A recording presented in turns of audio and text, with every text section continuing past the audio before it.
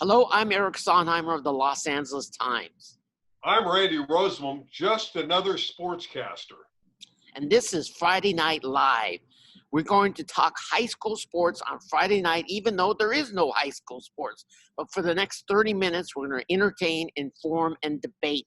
And there's a lot to debate. But I'm here poolside in Santa Barbara, enjoying the sun, because I don't have a high school football game to cover. And what are you doing, Randy? Eric, you froze. Your picture froze there, but you're frozen in time. There you go. You look better now. Yeah, you got a great location there. I normally on this Friday night would be calling a football game, a prep contest. And so I missed that. So like you, I'm stuck in my own bubble, not as picturesque as Santa Barbara, but I'm here in my home in the San Fernando Valley. Let's get to work immediately, because who do you believe is the number one team in Southern California 4 months before the season really begins?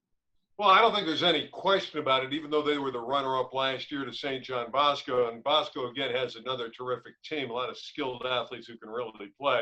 But I think it's modern day. You look at Rivals.com and you look at the top 100 players in California, and there's modern-day players, from top to bottom on that list. They have 5 players listed in the top 20 performers in all of California. So for me, it's the Monarchs. Bruce Rawlinson will have another powerhouse, not a guarantee, because they're in that same difficult league, the Trinity League, with the likes of St. John Bosco and Servite. Well, I think that's a obvious pick for you, but I think there's a lot more involved. They've lost some players. I don't think Miller Moss is ever going to be able to play for Mater Dei. That's the quarterback who transferred in from Alemany. They need to find a quarterback, but they have a lot of great young players who are particularly strong in the secondary and at running back. But I really like St. John Bosco because of their offensive and defensive lines. They are just so loaded there. They're going to have a great running back in Rayshawn Luke. Yes, DJ is off to Clemson. Bryce Young from Mater Dei is off to Alabama. But I think Bosco is more ready to go to the running game to make up for DJ's absence. And they have some outstanding receivers and skill position players. You mentioned Bryce Young. They were runner-up to St. John Bosco, losing in the championship game last year when Bosco rallied in a terrific football game. But Bryce Young is making great strides already at Alabama. He probably won't start. Matt Jones is the signal caller, the incumbent there at Alabama. But Bryce Young has done a phenomenal job in the workouts. How do you know How do you even know they're going to be playing college football? 3 conferences are going to be playing college football, Eric. Southeastern Conference. No. And the Big 12. There's other conferences too. Okay, it's not going to happen. But anyway, let's go over some more top teams. I think there's 6 really top teams so far. We have Bosco, we have Mater Dei. Right. I also like Corona Centeno, even though Corey Foreman, their outstanding defensive lineman, is not going to play high school football because it starts in January. He's going to pick a school and go off to college. They're going to have to replace him, but Matt Logan is so good at finding replacements. I remember in the IMG game a couple of years ago, they were down to the 3rd-string quarterback. I said, they have no chance, and there they are tied with IMG. So Centennial will be fine. Servite had so many great players last year who were underclassmen. They're going to be the surprise team out of the Trinity League with their great quarterback, Noah Fafita, and also their outstanding receiver, McMillan. And then I also like Mission Viejo. Peter Costelli, their quarterback, has decided to come back rather than go to Utah. They're going to build around him. He's probably the fastest quarterback in the state. Chad Johnson would just love to be able to get to the semifinals. And then finally, I think Sierra Canyon is a team that can break in like Oaks Christian did a couple years ago.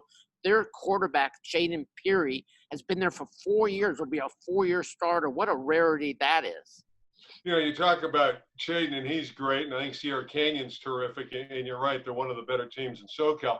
But I also like the other team in the Valley, Chaminade, with Henderson coming back at quarterback, veteran player who started at Narbonne a few years ago and then transferred over. I think Chaminade's going to have a very good football team. They've had a young offensive line that'll grow up and improve. Randy, I'm not saying they're Mater Dei or St. John Bosco. You haven't been doing your studying in your bubble. You are far behind.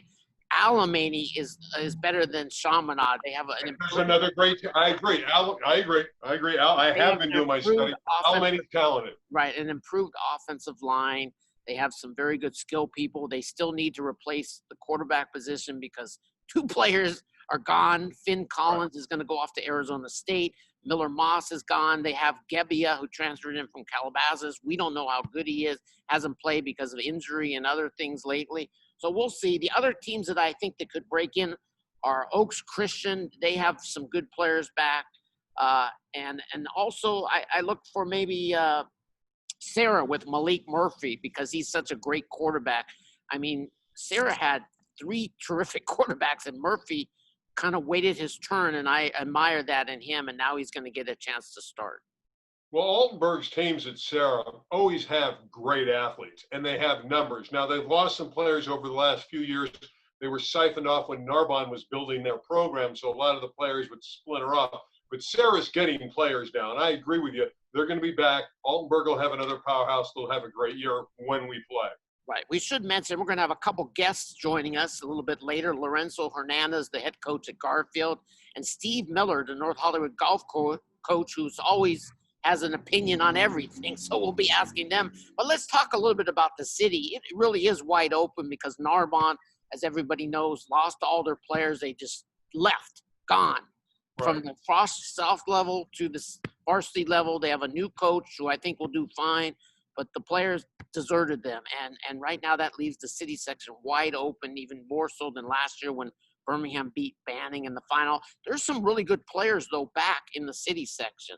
And yeah, I think when Jackson Dadich elected to transfer from Birmingham, their returning quarterback, that opened it wide open. And I happen to like that, Randy, we have Coach Hernandez. Coach, you got perfect timing, Coach Hernandez. Oh, I wish that was true. Coach, we were just talking about it. I was saying I like San Pedro with Dylan Cordick coming back as quarterback. There's other teams that are strong, Forest Brock and Palisades. Those are the 2 schools that have their quarterbacks coming back. And I know you have a quarterback in Vargas you like a lot. So welcome to the show. You've had a phenomenal career. You've been there now. You're going into your 18th year. You've won an LA City title. You won a regional championship against Kennedy of Delano a couple of years ago. Welcome to the program. I'm anxious to hear your thoughts on this year's city section. Well, first of all, what are you doing on Friday night? You're supposed to be coaching, Coach Hernandez. You know what? I wish I was out there coaching, but right now it's all about doing house chores and trying to stay safe. Don't you want to be with Randy and Eric, though, a little bit more than it's? There's less pressure with us than coaching. I'm in Santa Barbara enjoying the sun, so I hate to break the news to you, Coach Hernandez. Yeah, I'm sure that's just your back screen right there. He's probably at the house. No, he's actually really in Santa Barbara. Wait a minute. You started the Zoom thing for me. I had never done a Zoom call until I went on with one of your calls, and you had this background. It was unbelievable. But how is life with Zoom with you and your players? You know what? It's one of those things you gotta love and hate. You love it because you're able to see them and you have access to them, and you'll be able to perform the workouts and try to just keep them active. But you kind of hate it because it's impersonal in the sense of you want to be there, you want to be able to give them a high five, or just have more physical contact with them. Yeah, tell us about this. I want to hear about this quarterback though. This Vargas, this dual threat QB you have. You know what? He's a kid that's been in our program since his youth days. So he's very confident, very mature. He reminds me a lot of little Patrick Vargas from that 2007 championship.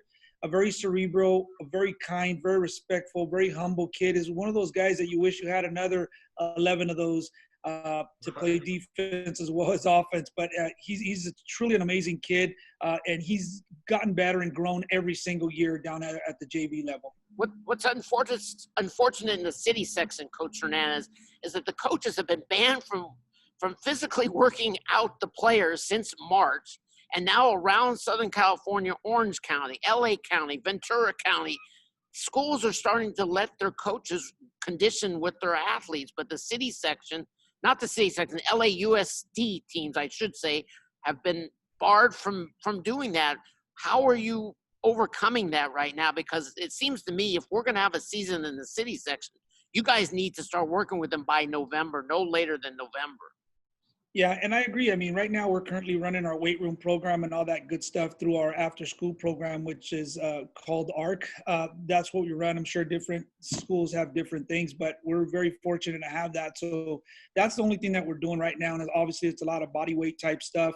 There's very minimal kids that have their own personal weight. But I mean, if you look at what's happening, I mean, the news at USC, I think that's probably something that our district is trying to prevent, and I mean, I don't know. I wish I knew more about Orange County. It seems like they're moving forward really well, but for us, I think in our section, but more so in our district, is the fact that they just want to maintain the safety of every kid. So and I just got to be on board with that until I see some different.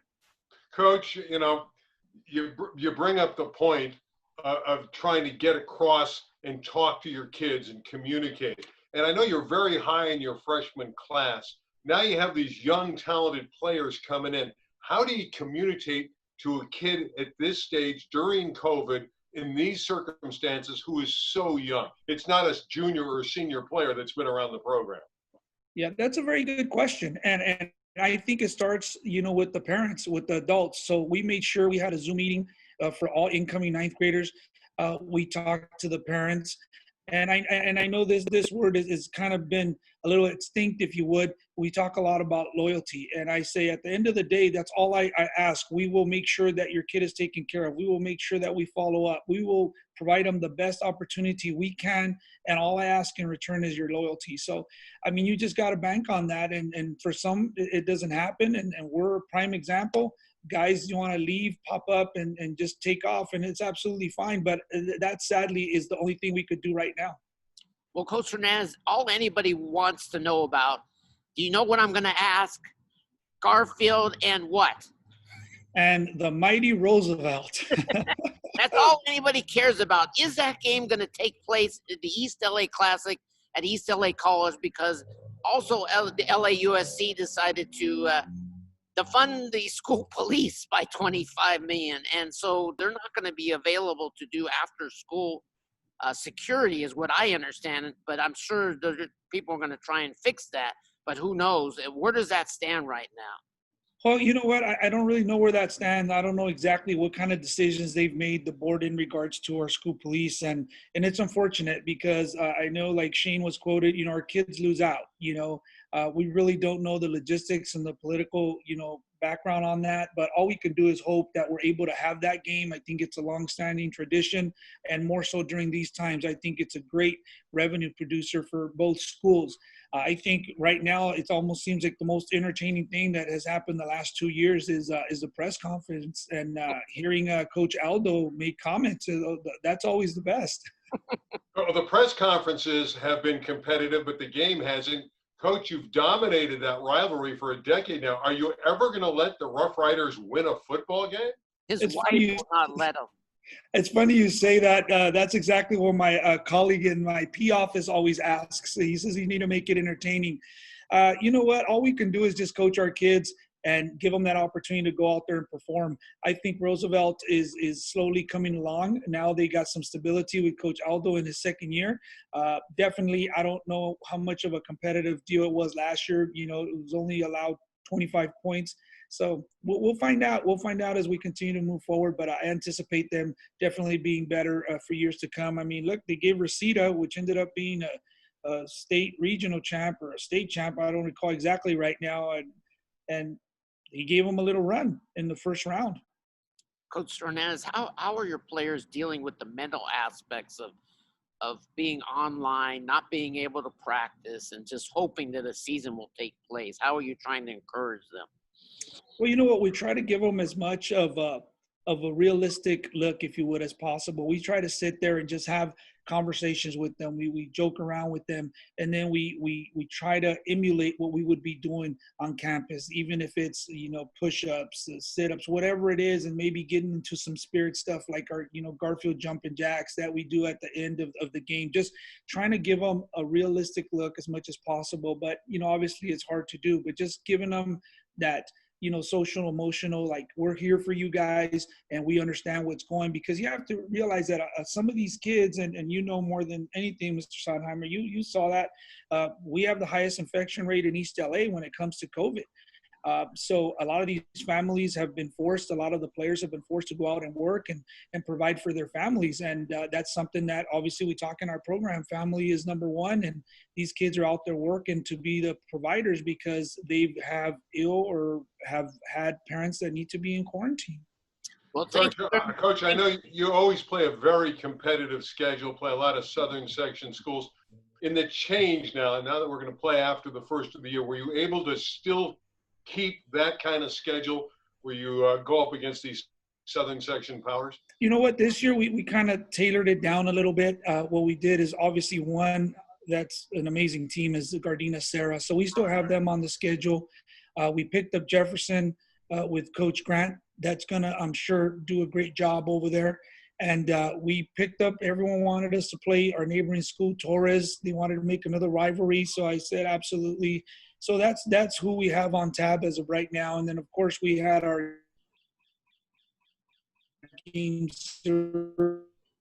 eliminated, which was that was another good rivalry game and a good, moneymaker for us as well. And that kind of fizzled out. All right. Well, thank you very much, Coach Hernandez, for joining us. I'm sorry you don't get to coach. I hope we'll get a chance to see you in January. Absolutely. Thank you all for having me. Make sure you guys stay safe, and we'll see you soon. Thank you, Coach. Stay well.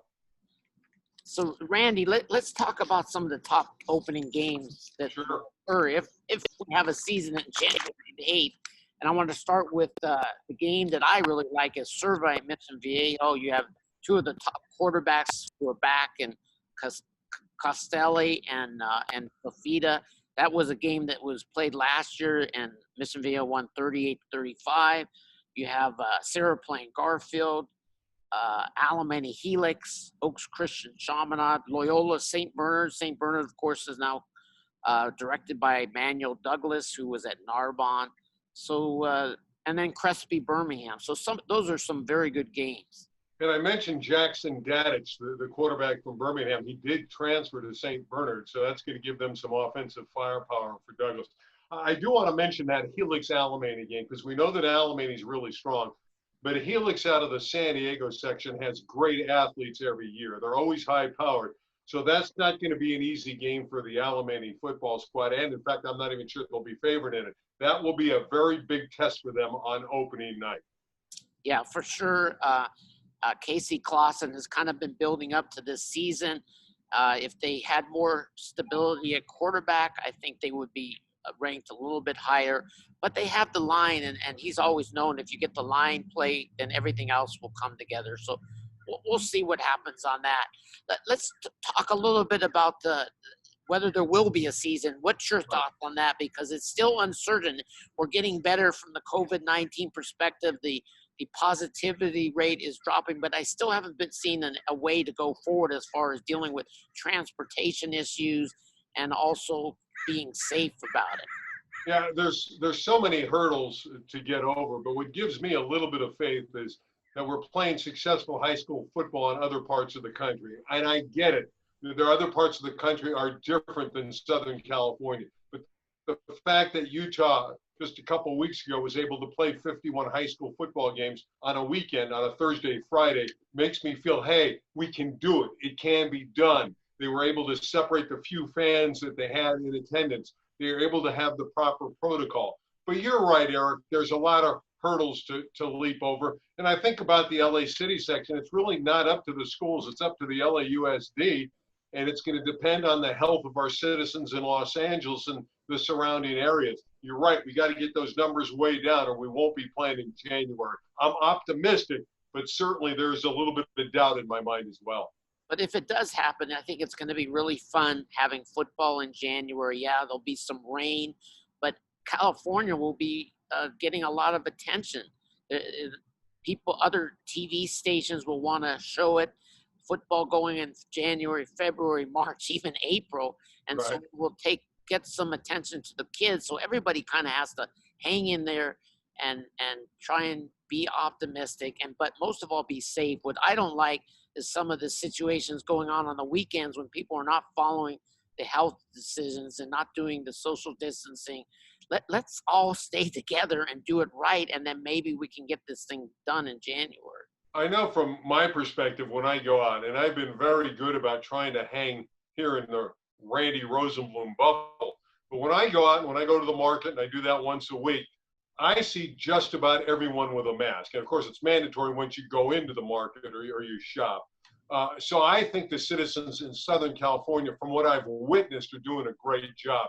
But you're right, we need 95% of them. Would be lovely to have 100% of the citizenship of Southern California wear a mask. We're not going to get that. That'll never happen. But if we could get 90 or 95%, that would really help out and really would give us a greater opportunity to play sports going forward.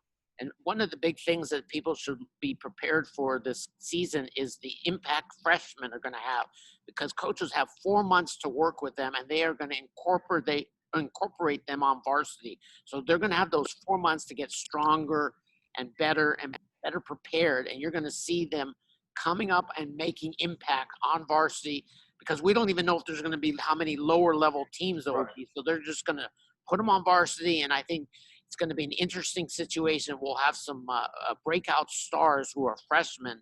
I'm really looking forward to seeing some of those young players, because I hear there's some good ones. And look who just joined us, the crazy golf coach from North Hollywood, Steve Miller, who's a big UCLA fan. And what is that on? This is my Genie UCLA hat that I'm praying for a UCLA sporting event to come, because I'm so bored watching the Dodgers. Why? They have a great record. They're the best team in baseball. Why are you bored with the Dodgers? Well, watching baseball on TV on a basis every day is like watching two guys fish. And that's, yeah, I'm not excited. Sorry about that. I feel disappointed that I'm sharing this screen with two North Hollywood grads, because we always know that Poly is better than North Hollywood. I wouldn't go there, Eric. I think you're wrong. I mean, we have great alumni that performed in North Hollywood. When did you last win a football game against Poly, Randy? A couple years ago. Yeah, there we go. But we invited Coach Miller to be on because besides being a golf coach, he's also a former basketball coach, and he watches the scene. And the question for you, Coach Miller, is will high school sports finally get going in January? What's your thoughts? I'm going to say, I hate to be negative because I'm very positive. Don't say it. But I don't think we're going to have sports the whole year, because I think we're going to need to clean this virus up completely to have sports. And I don't think LAUSD is going to allow certain sports and not others. So LAUSD may not have sports, but I think there will be sports around Southern California. They're going to be the ones that have the most difficulty in picking up sports. There'll definitely be football and other sports in Orange County at some point in 21. Come on, Steve. Don't play in Orange County. What? Did you put your camera over your face instead of just your eye? No, I think he should cover his face. That hair's got to be a little bit longer. He's got to cover it. Although you look good, Steve. Thanks a lot. I tried to cover up everything. This hat is only 10 feet tall. I mean, UCLA's been losing so many football players. Why are you still part of a fan for them? When you go to the school, you're a fan for life. Win, lose, draw. I wish there were more draws. Okay, on another subject, you are well known for being one of the greatest people to hire when it comes to leasing a car. Can you explain your success and give the secret? Well, first of all, I love to help people. So I've started in 1990. I leased my first car, and I loved trying to play a little ball game with the people because they all try to rip me off. So I decided I was going to then help people so they don't get ripped off. So let me just give you some tidbits of information. Quickly. Not quickly. You don't lease a car quickly. Okay. So first of all, you better be high school football. So let's incorporate. So you're getting a high school football player car. Okay. Oh, that's great. That's illegal? So, is that why the Huskies have such great teams? You're getting them cars? Is that it? That's it. For my basketball team, Dana Jones has 6 cars now. Oh, I knew that. Okay. But what's the secret, the key? Okay. The secret is you go in there, you go at the end of the month, you go on a holiday. They have a quota. Every company, you pick out the car you want, and then you start bartering and you start bargaining with money. You actually have a figure. Okay, let's say I want to lease a car for $300 a month. When I lease a car, I'm not putting any money down. I am not paying the taxes on the car. I am going to get a basic model of the car, and the guy might go back 5 times. I use other dealers' prices. I say I can go to another dealership. They've already offered me this. If they want your deal, they will do it. But you better be prepared. Steve Miller, you can call him up in Studio City if you want him to lease your car. And he did this for his North Hollywood basketball players, which now explains to me why he got some players into his zoo magnet so easily. Hey, wait a minute. I want to go back and talk about Jesse Craven, who's now the head football coach at Burbank High School. But he was a great quarterback in North Hollywood. We talked about it for many, many years. Steve Miller was there during the Jesse Craven era. How great was Jesse Craven? Randy, I am amazed that you called it right there in the stands that he was going to be one of the greatest quarterbacks in Husky history. And not only was one of the greatest, but he went on to be the coach coming up of Burbank High School. How proud are we? Well, we should be proud. To me, he reminded me at the time of like a young Peyton Manning. Now, he never got to that level, but he had great skills. I have the mute button now. Thank you, Coach Miller, for joining us. I've heard too much about North Hollywood, but see you later. I'll see you on the golf course. I love the hat, Steve. Keep it up. Thank you. Randy, it's been a pleasure. Have a good day. It has not been a pleasure. Go back to Polly. See ya. Thank you very much there, Coach Miller. One and only Steve Miller. Yeah, let's see if he knows how to push the button to get out of here. He only knows push button cash check. That's what Steve Miller All right, well, that was nice to know. So, Randy, on a couple other things, let's talk about going on here. One of our great friends that you know very well, and I knew, was Lance Jackson, was an all-city basketball player at Taft. He ended up becoming a shooting coach, helped Cassius Stanley, Sky Clark, and he passed away after a battle with leukemia. So we wish him and his family the best. He had a son, Lonnie, who was a great player at Valencia, and it's sad, but he was a great guy. He really was. And in fact, Eric, you ruined my day and night when you published it, because I learned through your tweet that he had succumbed and passed away. I go back, not at Taft. I didn't see him at Taft. I saw him play at Santa Clara. I was actually calling USF San Francisco basketball games on television in San Francisco, and their rivalry was with Santa Clara in the same conference, the West Coast Conference at the time. And I saw him there, and I knew him since then. So we're going back a long time. He's always been and was a terrific individual, great personality with a wonderful smile. And who's the picture there in the background of your house there? Is that really John Wooden? It is John Robert Wooden. I was fortunate enough to announce college basketball UCLA games. And the late, great Coach Wooden was my analyst. So it was a great thrill and a great honor to work with him. Did you ever let him get a word in? Because at the City Section Hall of Fame, where we were both inducted, you asked me to give you part of my time, and that still was not enough time for you. You went over the 2-minute limit. Yeah, I went 8.5 minutes there. I did talk about Coach Wooden, which was a great time for me. But yeah, apparently I might have broken, and this is still disputed. We were keeping time. You did. Yeah, I know that, but it's being disputed. If I set the record of Keyshawn Johnson when he went in, the great wide receiver, when he went into the City Section Hall of Fame, he went over 8 minutes. I think I busted his record, but it was really close for having the longest speech. Well, I appreciate you joining me here. I would rather be covering high school football, even though I'm enjoying my time in Santa Barbara. I hope there will be a season, but we're going to try and do this show every once in a while, trying to bring some news, some entertainment, and we'll get our debate going a little bit closer because, I always disagree with you with everything, and you're always wrong, and I'm always right, correct? No, I would not have that similar take. I completely go a different direction, but I always enjoy working with Eric Sondheimer. You're a good guy. I love where you are. Your backdrop is phenomenal. Your opinions are not. All right. Well, thank you everybody for tuning in, and maybe we'll see you next week on Friday Night Live.